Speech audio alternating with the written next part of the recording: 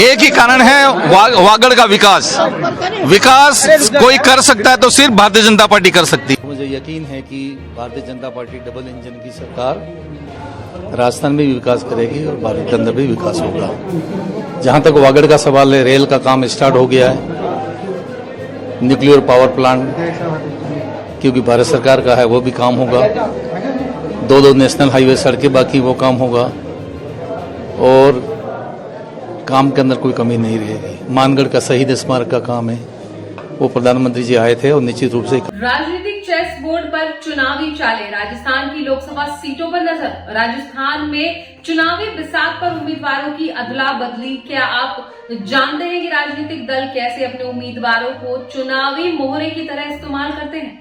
आधी रात के ऐलान से लेकर अंतिम समय के नामांकन तक राजस्थान की राजनीति में हर चाल के पीछे क्या रणनीति होती है, आइए देखते हैं। नमस्कार, आप देख रहे हैं न्यूज और मैं हूं आपके साथ तनु शर्मा। जब राजनीतिक दल अपने उम्मीदवारों को चुनावी अखाड़े में उतारते हैं तो यह सिर्फ एक नाम नहीं बल्कि एक पूरी रणनीति का हिस्सा होता है।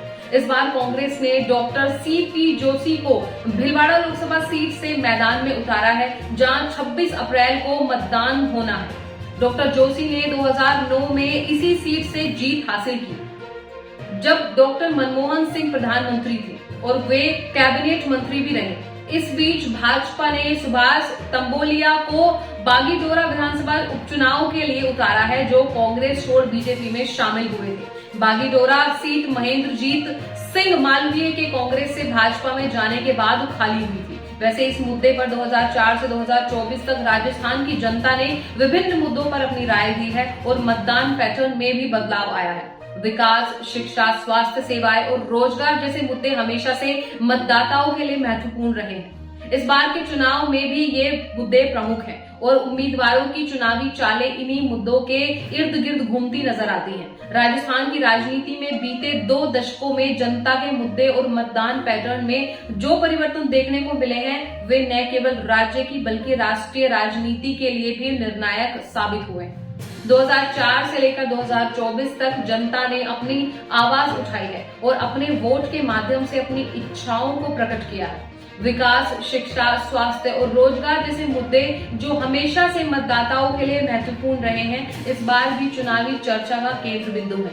इस बार के चुनाव में उम्मीदवारों की चुनावी चालें और उनके द्वारा उठाए गए मुद्दे जनता के बीच एक नई उम्मीद जगा रहे हैं। डॉक्टर सीपी जोशी और सुभाष तंबोलिया जैसे अनुभवी नेताओं का मैदान में उतरना और उनके द्वारा प्रस्तुत किए गए विजन ने मतदाताओं के सामने एक नई तस्वीर पेश की है। चुनावी रणनीतियों का विश्लेषण करते हुए हम देखते हैं कि राजनीतिक दलों ने अपने प्रचार में नई तरीके अपनाए हैं। सोशल मीडिया और डिजिटल प्रचार का उपयोग बढ़ा है और युवा मतदाताओं को लुभाने के लिए नई तकनीकों का सहारा लिया गया है।